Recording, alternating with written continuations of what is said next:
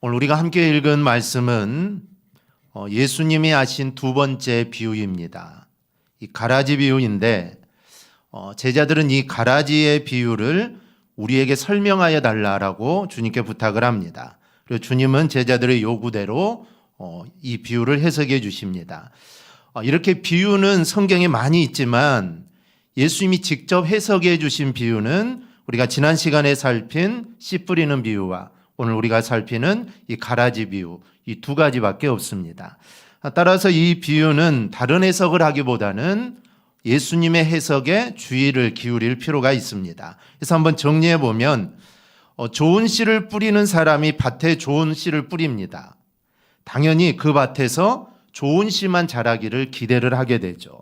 그런데 다들 잠자는 밤에 그 사람의 원수가 와서는 곡식 가운데 가라지를 덧뿌리고 지나갑니다.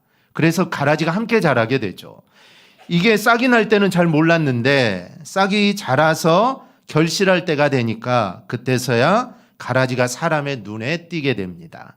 종들은 주인에게 와서 밭에 좋은 씨만 뿌렸는데 어떻게 가라지가 생겼냐라고 이렇게 말합니다. 그러면서 자신들이 가서 그 가라지를 뽑겠다라는 것이죠. 하지만 주인은 가라지를 혹시 뽑다가 곡식까지 뽑을까 걱정되니까 그냥 내버려 두라고 합니다. 둘 다 추수 때 추수하다가 추수할 때 가라지를 먼저 걷어 불사르게 단으로 묶고 곡식을 모아서 곡간에 들이면 된다라는 것이죠. 그럼 예수님은 이 비유를 통해 우리에게 무엇을 말씀하시는 걸까요? 먼저 우리는 예수님은 제자들에게 이 비유를 해석을 해 주십니다. 지난 시간에 우리가 씨 뿌리는 비유를 통해서 우리가 말씀을 즐겨 듣고 또 그 말씀을 깨닫고 그래서 말씀의 뿌리를 우리가 깊이 내려서 열매 맺는 자세를 우리가 가져야 한다. 이게 바로 씨 뿌리는 비유에 주시는 하나님 말씀이다라고 우리는 이렇게 살펴보았습니다. 그런데 중요한 것은 우리가 그런 마음을 가졌더라도 내가 말씀을 잘 듣고 제가 말씀을 내가 잘 깨달아야겠다 그렇게 원해도 사실 말씀이 깨달아지지 않으면 이건 아무 소용이 없는 겁니다. 예수님께서 씨 뿌리는 비유를 해석해 주신 이유도 사실은 제자들의 마음이 부족해서가 아닙니다. 말씀이 깨달아지지 않으면 좋은 땅이 되고자 하는 마음만으로는 이게 부족하다는 것이죠. 이 가라지 비유가 우리에게 주는 교훈은 그런 상황에 놓인 제자들이 이제는 좀 말씀을 깨닫게 우리에게 좀 설명해 달라고 주님께 요청을 했다는 점입니다. 예수님께는 여러 비유를 하십니다. 그중 하나가 이 가라지 비유인데요. 이 말씀을 마치신 후에 주님 무리를 떠나 제자들과 함께 머무르는 집으로 들어가시게 됩니다. 아무래도 무리 앞에서 예수님이 말씀하실 때 제자들은 말씀을 듣기는 하지만 말씀하시는 예수님을 위하여 사시는 스텝처럼 이런저런 일들을 하기 마련입니다. 그리고 자신들은 제자라는 입장이기 때문에 다른 사람들이 먼저 선생님을 대하도록 양보를 해야 합니다. 그래서 사실 말씀을 들으면서 궁금한 게 있어도 사실은 질문을 할 수가 없습니다. 그래서 제자들은 이제 예수님과 함께하는 시간이 되었을 때 이해되지 않는 이 가라지 비유에 대해서 좀 설명해 달라고 요청을 합니다. 36절을 보면 밭의 가라지의 비유를 우리에게 설명하여 주소서. 사실 예수님의 이 말씀, 제자들의 이 말은 우리에게도 중요합니다. 말씀을 알고자 하는 제자들의 이 마음이 씨 뿌리는 비유에서 말씀드린 좋은 밭과 이 맥락이 통하기 때문입니다. 말씀을 사모하고 말씀을 깨닫고자 하는 그런 자세가 우리에게 있어야 합니다. 사실 그 어떤 것보다 이게 가장 중요합니다. 이 본문에는 표현되어 있지 않지만 제자들이 예수님한테 이 가라지 비유에 좀 설명해 주세요. 우리가 잘 모르겠는데 좀 알아들을 수 있도록 설명해 주세요라고 했을 때 아마 예수님은 이들을 보시면서 매우 기특하게 보셨을 겁니다. 여러분 말씀을 깨닫는 자가 우리는 되어야 합니다. 그런데 말씀이 깨달아지지 않으면 어떨까요? 말씀을 듣고 내가 깨닫고 싶은데 잘 깨달아지지 않을 때가 있습니다. 그렇기 위해서 우리가 말씀을 깨닫기 위해서 내가 할 수 있는 일들을 여러분 해야 합니다. 우리는 말씀을 듣기만 하면 말씀이 깨달아진다. 내가 말씀을 듣기만 하면 내 믿음이 자란다. 이런 생각들을 우리가 가지고 있어서는 안 됩니다. 어쩌면 그런 가벼운 마음은 돌짝밭 같은 마음을 더 강하게 하는 그런 마음입니다. 사실 아멘 아멘 하고 우리가 말씀을 받지만 무슨 뜻인지 우리가 제대로 깨닫지 못하면 믿음이 깊게 뿌리를 내리지 못합니다. 말씀을 깨닫고 이해해야 믿음의 뿌리가 내리는데 말씀을 깨닫고 이해하는 방법은 단 하나입니다. 그것은 말씀에 관심을 갖는 것입니다. 말씀에 관심이 없으면 사실 아무리 좋은 말씀을 전해줘도 그게 좋은 말인지를 잘 모릅니다. 사실 우리가 무언가를 이야기를 들을 때는 내가 관심 있는 것에 이야기를 집중해서 듣죠. 근데 내가 관심 없는 이야기는 앞에서 아무리 중요한 말을 하고 아무리 좋은 말을 해도 사실 그 말이 들리지 않는 겁니다. 마찬가지로 우리가 하나님 말씀에 대한 관심을 가지고 내가 그 말씀을 깨달아야겠다, 말씀을 알아들어야겠다라는 말씀에 대한 관심을 가질 때 그 말씀이 잘 들리게 되고 그 말씀이 나에게 남아있게 되는 것입니다. 우리가 믿음이 좋다라고 말하는 분들이 있습니다. 믿음의 방식은 다 달라도 이유는 하나입니다. 그분들의 모습을 보면은 말씀을 귀하게 여기고 말씀을 가까이 하고 그리고 그 말씀대로 살려고 하기 때문에 믿음이 좋다고 사실 사람들에게 인정을 받는 것입니다. 사실 믿음이라는 것은 내적인 것이지만 그 믿음은 우리의 모습으로 나타나기 마련이죠. 그래서 말씀을 소중하게 여기고 그 들은 말씀을 어떻게든 좀 실천하려고 그 말씀대로 살려고 노력하는 모습들이 보입니다. 그래서 그런 모습을 보고 저분은 참 믿음이 좋다라고 우리가 그렇게 이야기를 하죠. 하나님 말씀 우리도 참 귀하게 여겨야 합니다. 그래서 말씀을 여러분 늘 사모하고 또 말씀을 깨닫고 싶어하는 마음이 커서 말씀을 스스로 읽는 시간들이 정말 늘어나기를 바랍니다. 그러면 하나님은 사실 그런 사람에게 은혜를 더 주시는 겁니다. 잠언에 이런 말씀이 있습니다. 은을 구하는 것 같이 그것을 구하며 감추어진 보배를 찾는 것 같이 그것을 찾으면 여호와 경외하기를 깨달으며 하나님을 알게 된다. 이렇게 말을 합니다. 즉 가만히 앉아서 떠먹여주는 것을 먹는 것이 아니라 말씀에 대한 간절한 마음을 가지고 찾게 될 때 하나님의 은혜가 더 크게 깨달아진다라는 말씀입니다. 우리가 이 TV를 통해 이 금을 찾고 은을 찾는 금을 캐는 그런 모습들을 아마 보셨을 겁니다. 욥은 이 은맥 또 금맥을 찾는 광부들의 모습을 이렇게 묘사합니다. 사람은 어둠을 뚫고 모든 것을 끝까지 탐지하여 어둠과 죽음의 그늘에 있는 광석도 탐지하되 그는 사람이 사는 곳에서 멀리 떠나 갱도를 깊이 뚫고 발길이 닿지 않는 곳 사람이 없는 곳에 매달려 흔들리느니라. 그들은 깊은 어둠 속의 굴 위험한 곳을 파들어 갑니다. 이 금을 캐고 은을 캐기 위해서죠. 그런데 그들은 생명 따위 자기의 생명 따위는 아랑곳하지 않습니다. 은이 있고 만약에 보배가 있는 곳이라면 심지어 자기 생명을 위협하는 그곳이 마치 수월과 같은 곳이라도 그들은 절대 마다하지 않고 그곳으로 들어간다라는 것이죠. 바위도 뚫고 산도 무너뜨립니다. 이것은 그 어떤 은이나 보배도 이와 같은 생명을 걷는 사투 없이는 절대로 얻을 수 없다라는 것이죠. 그런데 한번 보십시오. 세상 강부는 결국 없어지는 그 은을 얻기 위해 정성을 다하고 생명을 다하고 사투를 아끼지 않는데 정말 은보다 더 낫다는 지혜를 추구하는 우리가 하나님 말씀을 듣는 일에 기울이는 정성, 자세가 이보다 못해서야 되겠느냐라는 것입니다.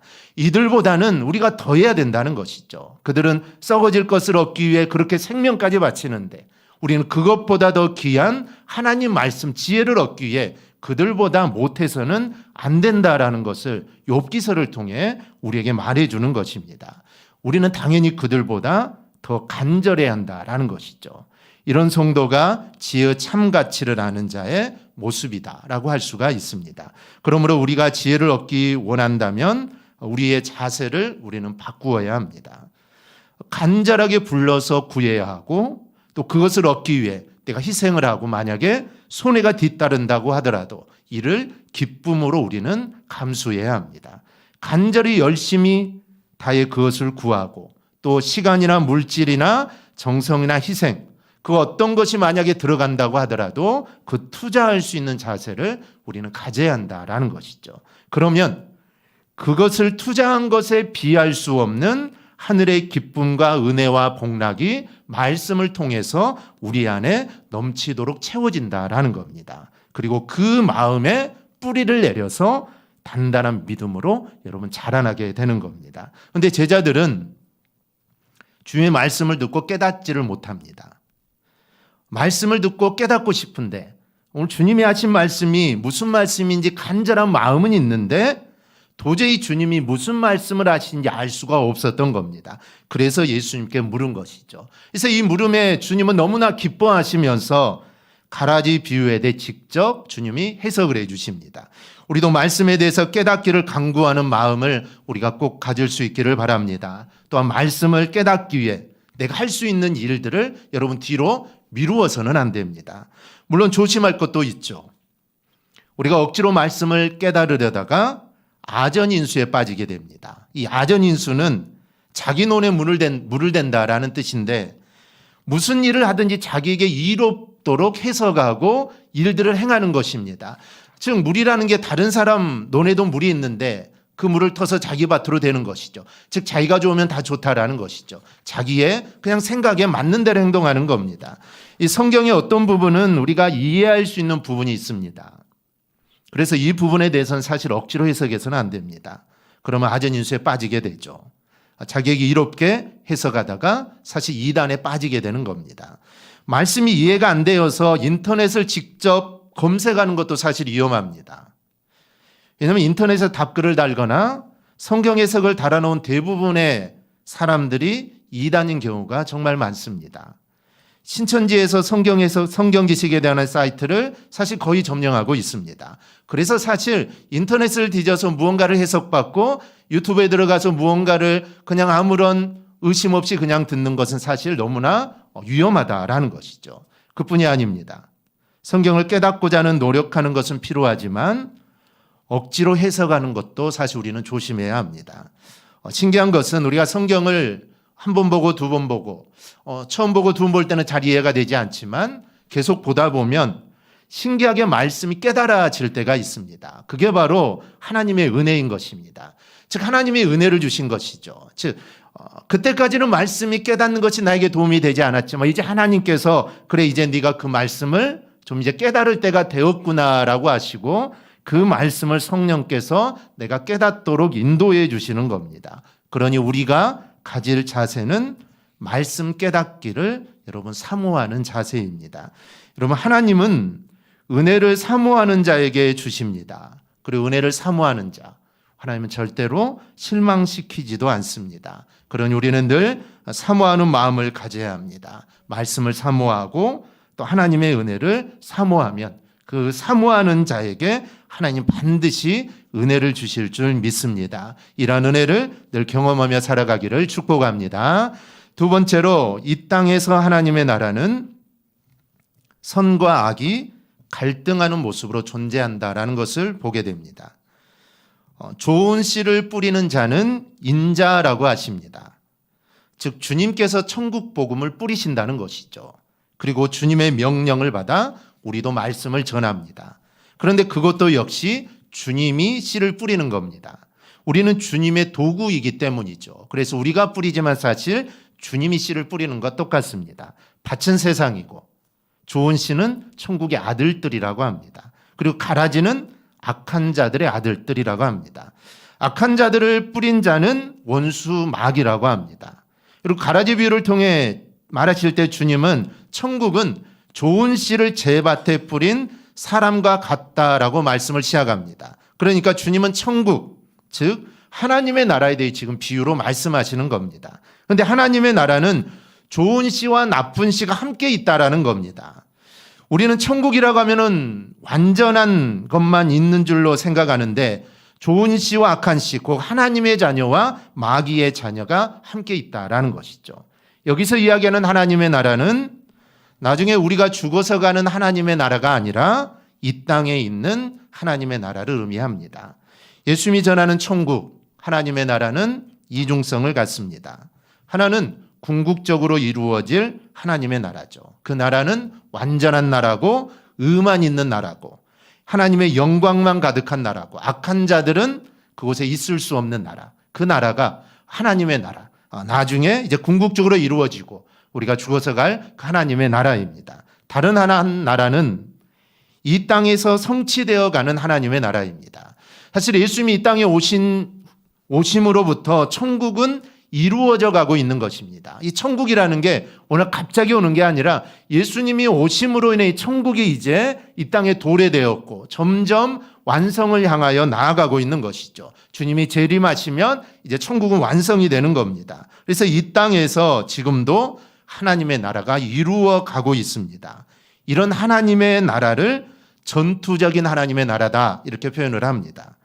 완전한 하나님의 나라, 이루어가는 하나님의 나라는 사실 서로 다른 게 아닙니다. 우리는 완전히 이루어질 하나님의 나라를 바라보면서 이 땅에서 이루어가진 하나님의 나라에서 날마다 선한 싸움, 즉 전투를 하면서 우리는 살아가고 있는 겁니다. 교회가 이런 하나님의 나라의 실제적인 모습, 즉 전투하는 교회를 전투하는 모습을 나타내는 게 교회입니다. 교회는 악한 세력과 늘 싸우는 것이죠. 악한 세력과 늘 싸우는 것이 바로 교회입니다.